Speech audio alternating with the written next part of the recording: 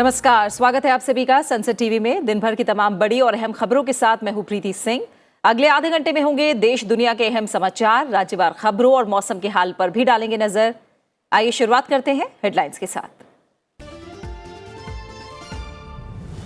प्रधानमंत्री की यूएई के राष्ट्रपति शेख मोहम्मद बिन जायद अल नाहयान के साथ बैठक। मुलाकात के दौरान शेख खलीफा के निधन पर व्यक्तिगत रूप से जताई संवेदना। स्वदेश के लिए रवाना प्रधानमंत्री। जर्मनी में G7 के शिखर सम्मेलन का समापन। विभिन्न क्षेत्रों में मिलकर काम करने पर बनी सहमति।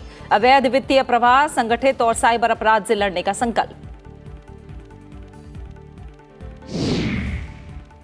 चंडीगढ़ में वित्त मंत्री की अध्यक्षता में जीएसटी परिषद की बैठक। पहले दिन कुछ वस्तुओं और सेवाओं के कर दरों में बदलाव को मंजूरी। विपक्ष शासित राज्यों की जीएसटी राजस्व बंटवारे के फॉर्मूले में सुधार की मांग।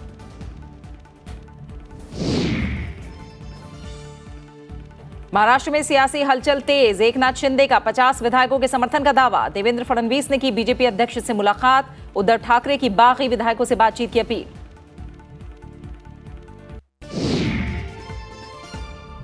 और अमेरिका के सैन एंटोनियो में एक वाहन में मृत पाए गए 46 लोग। 16 अस्पताल में भर्ती, 3 हिरासत में। घटना के प्रवासियों की तस्करी से जुड़े होने की आशंका।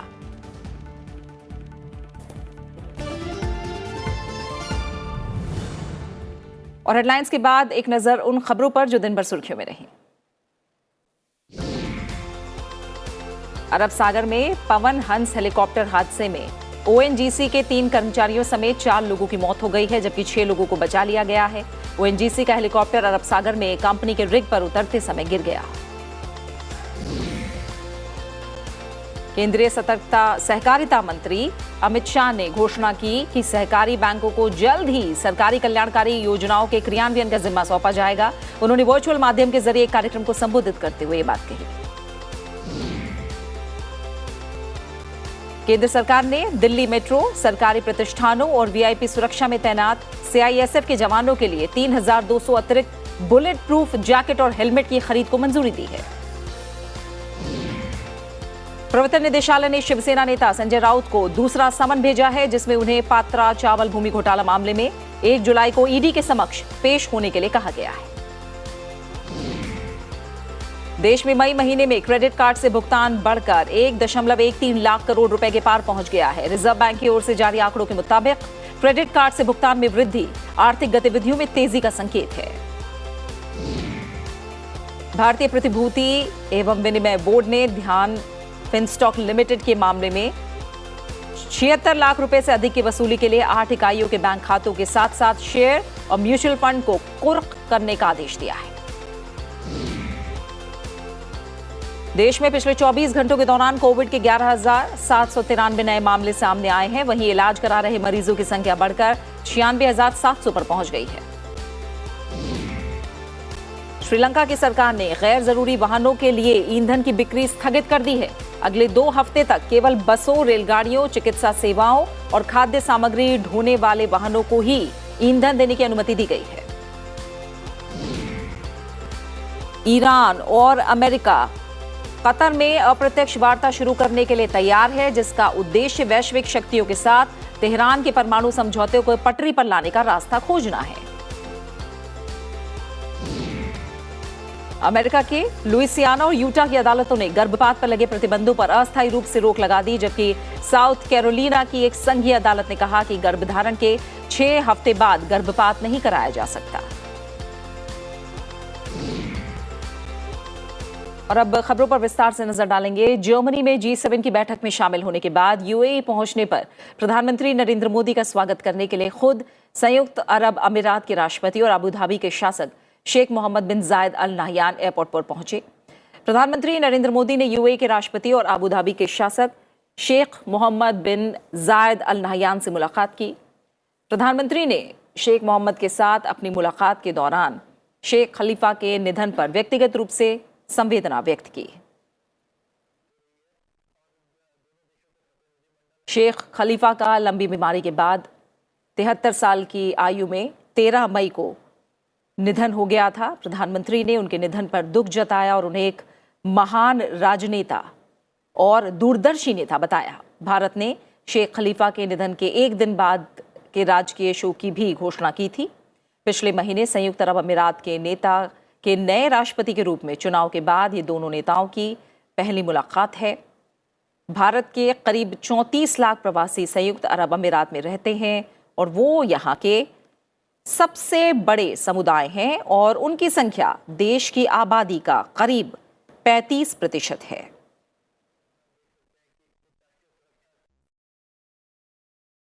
प्रधानमंत्री यूएई से स्वदेश के लिए रवाना हो गए हैं। एयरपोर्ट पर प्रधानमंत्री को विदाई देने के लिए खुद यूएई के राष्ट्रपति और अबू धाबी के शासक शेख मोहम्मद बिन जायद अल नहयान आए।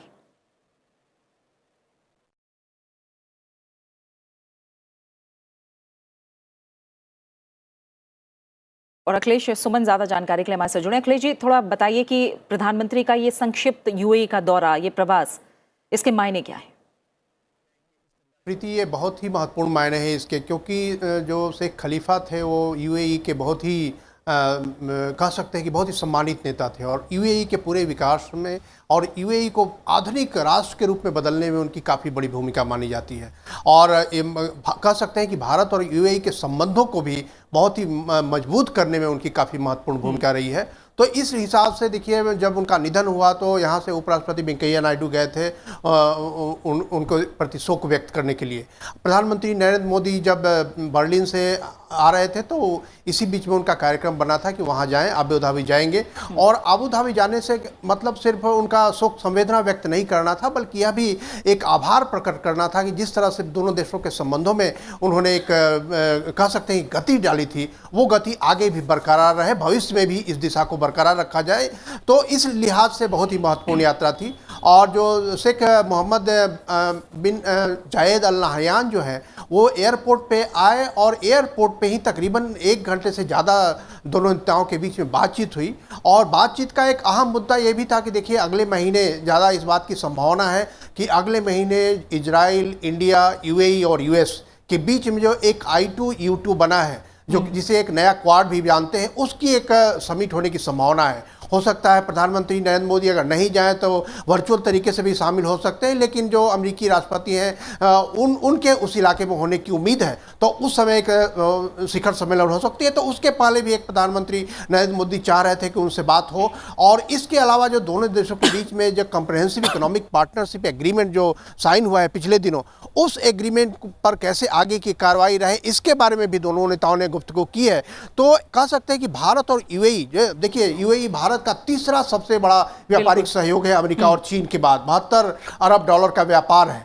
हमारे बहुत सारे लोग, 34 लाख लोग वहाँ रहते हैं। और प्रधानमंत्री नरेंद्र मोदी ने आभार भी व्यक्त किया कि इतने लोगों की जो देखभाल करते हैं और ये लोग जो वहाँ के विकास में मदद करते हैं, ये दोनों दूसरे के बीच के संबंध को काफ़ी मधुर बनाता है। तो इन्हीं संबंधों को और मजबूत बनाने के लिए एक सांकेतिक यात्रा भी थी और उसके अलावा एक कह सकते हैं कि सारगर्भित यात्रा भी थी, जिससे कि दोनों देशों ने अपने संबंधों को एक बार और सील किया है। और एक स्पष्ट मानना है दोनों देशों का कि दोनों देशों की जो अंदरूनी राजनीति है, उस अंदरूनी राजनीति में किसी भी कारण से दोनों देश हस्तक्षेप नहीं करेंगे, जो काफी स्वस्थ माना जाता है भारत और यूएई के संबंधों में। प्रीति, बहुत बहुत शुक्रिया आपका हमारे साथ जुड़ने के लिए, इस बातचीत के लिए, इस जानकारी को हम तक पहुंचाने के लिए। और यूएई से प्रधानमंत्री स्वदेश के लिए रवाना हो गए हैं। वहीं जर्मनी में G7 देशों के शिखर सम्मेलन का समापन हो गया।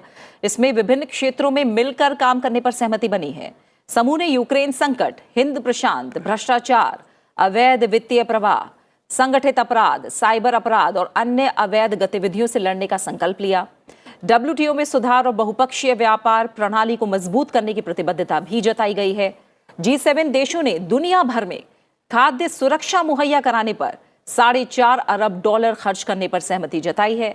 साथ ही रूस के आक्रमण के खिलाफ यूक्रेन का समर्थन करने का संकल्प लिया है और तेल से रूस की आय को सीमित करने की संभावना का पता लगाने की बात भी कही गई है। रणनीतिक रूप से अहम हिंद प्रशांत क्षेत्र को लेकर G7 सम्मेलन में नियम आधारित अंतर्राष्ट्रीय व्यवस्था को बढ़ावा देने, क्षेत्रीय अखंडता और संप्रभुता का सम्मान करने पर जोर दिया गया है और संयुक्त राष्ट्र चार्टर में निहित सिद्धांतों की रक्षा करने के लिए प्रतिबद्धता जताई गई है। इसके अलावा लोकतंत्र को मजबूत करने, जलवायु परिवर्तन और कोविड-19 वैश्विक महामारी समेत वैश्विक चुनौतियों के समानता पर आधारित समावेशी और स्थायी समाधानों की ओर काम करने की प्रतिबद्धता को भी दोहराया गया। बात महाराष्ट्र के सियासी संकट की, जो फिलहाल थमता नजर नहीं आ रहा है। इस बीच सरकार बनाने के लिए बीजेपी और शिवसेना के बागी खेमे में हलचल तेज हो गई है। बागी विधायकों को लेकर शिवसेना की चिंताएं बढ़ती जा रही हैं। मुख्यमंत्री उद्धव ठाकरे ने एक बार फिर गुवाहाटी में डेरा डाले असंतुष्ट विधायकों से मुंबई लौटने और उनसे बातचीत करने की अपील की। इस बीच राज्य कैबिनेट की बैठक मुंबई में हुई है। इधर बागी गुट का नेतृत्व कर रहे एकनाथ शिंदे ने दावा किया कि गुवाहाटी में उनके साथ 50 विधायक हैं और वो अपनी मर्जी से और हिंदुत्व की राजनीति को आगे ले जाने के लिए एकजुट हैं। उन्होंने बागी गुट के 20 विधायकों के महाराष्ट्र के मुख्यमंत्री उद्धव ठाकरे के नेतृत्व वाले दल के संपर्क में होने के दावे को खारिज किया। एकनाथ शिंदे ने कहा कि वो जल्द ही मुंबई लौटेंगे। उन्होंने शिवसेना से उनके समूह के उन विधायकों से नाम का खुलासा करने को कहा जो कथित रूप से पार्टी के संपर्क में हैं। महाराष्ट्र में जारी राजनीतिक उठापटक के बीच नेता प्रतिपक्ष और पूर्व मुख्यमंत्री देवेंद्र फडणवीस आज दिल्ली पहुंचे। यहां उन्होंने बीजेपी अध्यक्ष जेपी नड्डा समेत कुछ वरिष्ठ नेताओं से मुलाकात की और महाराष्ट्र के राजनीतिक हालात पर विचार विमर्श किया। अभी तक शिवसेना ने में बगावत को उसका आंतरिक मामला बताकर बीजेपी ने इससे दूरी बना रखी है। उसकी रणनीति पर नजर रखने की बात कही जा रही है। साथ ही इस बीच महाराष्ट्र के राज्यपाल भगत सिंह कोश्यारी ने राज्य के मुख्य सचिव को पत्र लिखा है और 22 से 24 जून तक राज्य सरकार की ओर से जारी सभी सरकारी प्रस्तावों और परिपत्रों की पूरी जानकारी प्रदान करने के लिए कहा है। ये निर्देश सत्ताधारी एनसीपी और कांग्रेस के मंत्रियों के विभागों के लिए 22 से 24 जून तक विकास संबंधी कार्यों के लिए सैकड़ों करोड़ रुपए की धनराशि जारी करने के आदेश के बाद आया है। जीएसटी परिषद की 47वीं बैठक चंडीगढ़ में जारी है। वित्त मंत्री निर्मला सीतारमण 2 दिवसीय बैठक की अध्यक्षता कर रही हैं। बैठक के पहले दिन जीएसटी परिषद ने कुछ वस्तुओं और सेवाओं पर कर दरों में बदलाव को मंजूरी दे दी, जबकि राज्यों को सोने और कीमती पत्थरों की अंतर राज्य आवाजाही के लिए ई-वे बिल जारी करने की अनुमति दी गई। विपक्ष शासित राज्यों ने जीएसटी के तहत अपने राजस्व को बचाने के लिए राजस्व बंटवारे के फॉर्मूले को बदलने के लिए दबाव बनाना शुरू किया है। बैठक में जीएसटी दरों और जीएसटी कानून में नए बदलाव करने पर विचार विमर्श किया जा रहा है। इसके अलावा राज्यों को क्षतिपूर्ति की व्यवस्था और छोटे ई कॉमर्स आपूर्तिकर्ताओं के पंजीकरण नियमों में राहत जैसे मुद्दों पर भी बैठक के दौरान चर्चा होगी। जीएसटी परिषद में राज्यों के वित्त मंत्रियों के समूह की 2 रिपोर्ट भी पेश की जाएंगी। जीएसटी परिषद बैठक में राज्यों और केंद्र शासित प्रदेशों के वित्त मंत्री भाग ले रहे हैं। बैठक में केंद्र और राज्य सरकारों के वरिष्ठ अधिकारी भी शामिल हैं। लोकसभा अध्यक्ष ओम बिरला ने कहा है कि पीएम गति शक्ति मास्टर प्लान इंफ्रास्ट्रक्चर निर्माण और विकास के लिए क्रांतिकारी परिवर्तन वाली योजना है। वो आज दिल्ली में राष्ट्रीय राजमार्ग उत्कृष्टता पुरस्कार 2021 समारोह को संबोधित कर रहे थे। लोकसभा अध्यक्ष ने कहा कि देश के अंदर इंफ्रास्ट्रक्चर के माध्यम से किसान, मजदूर, इंडस्ट्री सेक्टर, सर्विस सेक्टर, पर्यटन समेत सारे सेक्टर के अंदर लोगों के जीवन में व्यापक परिवर्तन के लिए काम किया गया है। इसी तरह भारत माला परियोजना के अंतर्गत बड़े पैमाने पर एक्सप्रेसवेज, एक्सेस कंट्रोल्ड हाईवेज और इकोनॉमिक कॉरिडोर्स का निर्माण हो रहा है। ये हाईवेज हमारे देश के लिए ग्रोथ इंजन सिद्ध होंगे। माननीय प्रधानमंत्री जी के नेतृत्व में इंफ्रास्ट्रक्चर के क्षेत्र के अंदर जिस तरीके से भारत ने नई गति दी है, आने वाले समय के अंदर हम ये कह सकते हैं कि दुनिया के अंदर इंफ्रास्ट्रक्चर के क्षेत्र के अंदर भारत एक कीर्तिमान हासिल करेगा और निश्चित रूप से उसी दिशा के अंदर कि जितने भी इंफ्रास्ट्रक्चर के सेक्टर हैं उन सेक्टर को एक प्लेटफॉर्म पर लाया जाए और इसलिए पीएम गति शक्ति मास्टर प्लान योजना बनाई गई। भारत ने विश्व समुदाय को आश्वासन दिया है कि प्रधानमंत्री नरेंद्र मोदी के नेतृत्व में देश अपने कम से कम 30% भूमि, जल और महासागरों की रक्षा करने के लिए प्रतिबद्ध है। लिस्बन में संयुक्त राष्ट्र महासागर सम्मेलन को संबोधित करते हुए केंद्रीय मंत्री डॉक्टर जितेंद्र सिंह ने दुनिया के सामने समुद्र और समुद्री संसाधनों के संरक्षण और पोषण के लिए प्रधानमंत्री के दृष्टिकोण को प्रस्तुत किया। उन्होंने कहा कि भारत अपने लक्ष्य को हासिल करने के लिए मिशन मोड में काम कर रहा है। डॉक्टर जितेंद्र सिंह ने 5 दिवसीय सम्मेलन में भाग लेने वाले 130 से अधिक देशों के मंत्रियों, प्रतिनिधियों और प्रतिनिधियों को आश्वासन दिया कि भारत साझेदारी और पर्यावरण के अनुकूल समाधानों के माध्यम से सस्टेनेबल डेवलपमेंट गोल्स 14 के कार्यान्वयन के लिए विज्ञान यानी साइंस और इनोवेशन आधारित समाधान भी प्रदान करेगा। फिलहाल एक छोटा सा ब्रेक के लिए रुक रहे हैं और ब्रेक के बाद देश के तमाम राज्यों से जुड़े महत्वपूर्ण समाचार और अंतर्राष्ट्रीय खबरों पर भी डालेंगे नजर। आप बने रहिए हमारे साथ।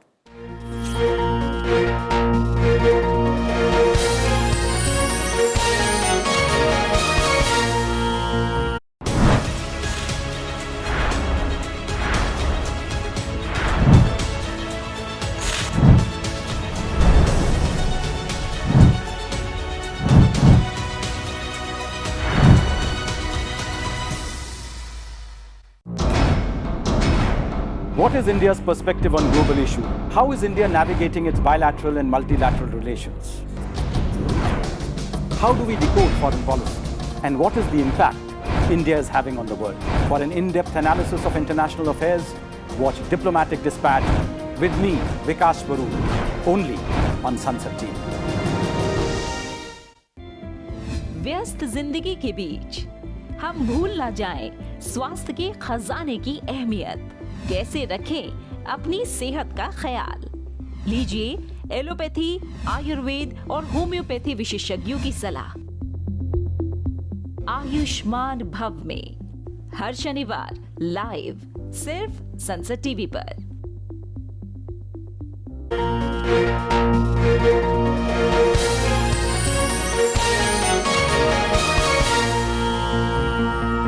और अब बुलेटिन में बढ़ते हैं आगे और बात करते हैं राज्यों से जुड़ी तमाम बड़ी खबरों की।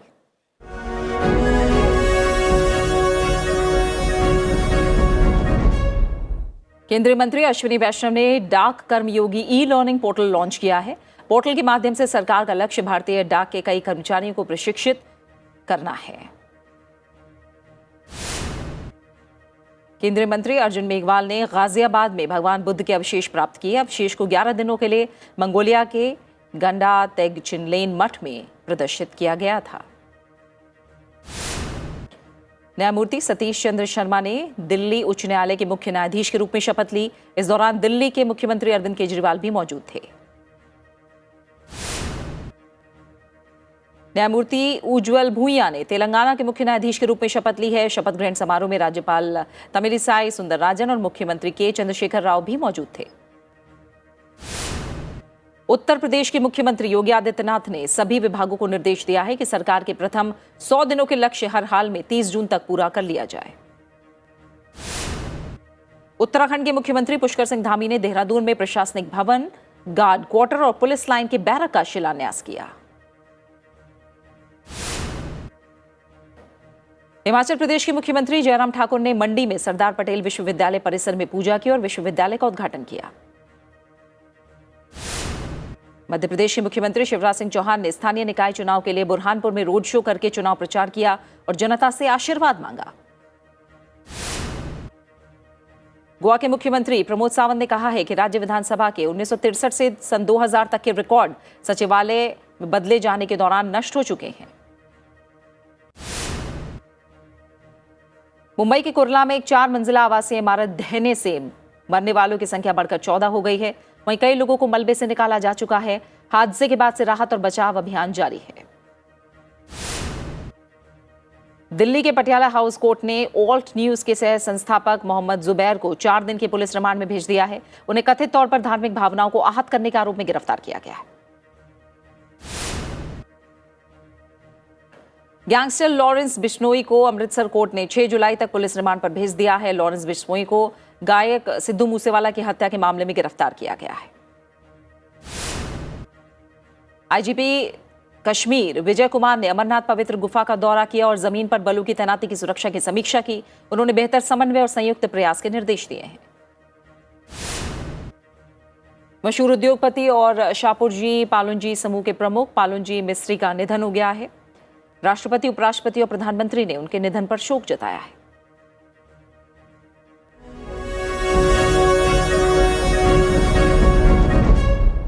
बात मौसम से जुड़ी खबरों की। गर्मी से परेशान उत्तर पश्चिमी भारत के लोगों को अगले 2 दिन के दौरान राहत मिल सकती है, क्योंकि इस क्षेत्र में मानसून के पहुंचने की स्थिति बन रही है।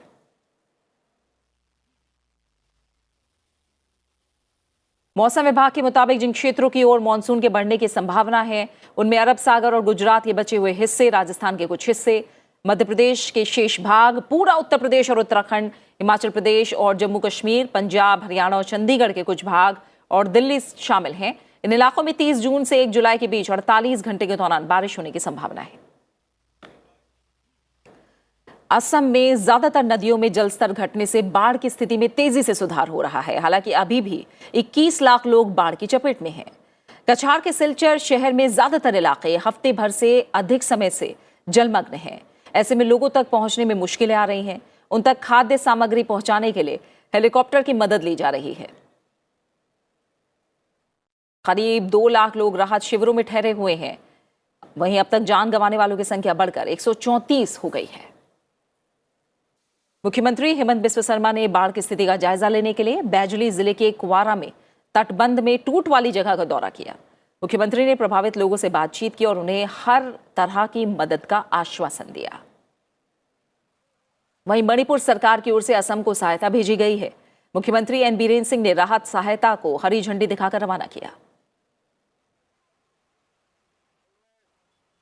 अब खबरें अंतर्राष्ट्रीय जगत से।